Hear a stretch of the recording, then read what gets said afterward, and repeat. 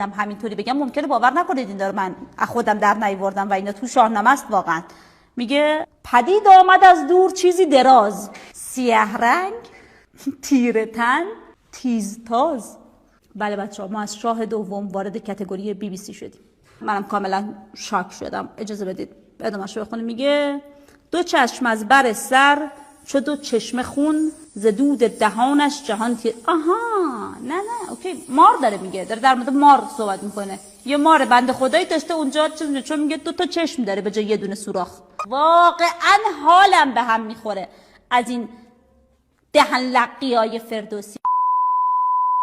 30 سال نشستی شعر گفتی، نخود تو دهنت خیس نمیخوره. اسپویل از تو همون بیت اول تحمیریسی دیوند کاپ ان تقدیم شما. بذار من میخوام یه تعلیقی ایجاد کنم. اون زادم فردوسی با ادب بود ولی من بی ادبم. میخوام همینجا جواب تو بدم. پدرتو مادرتو خودتو یه جا گاییدم، بعدشم برو بگرد دنبال بابای واقعی ببین کیه. بعدشم تا تو باشی به فردوسی بی احترامی کنی.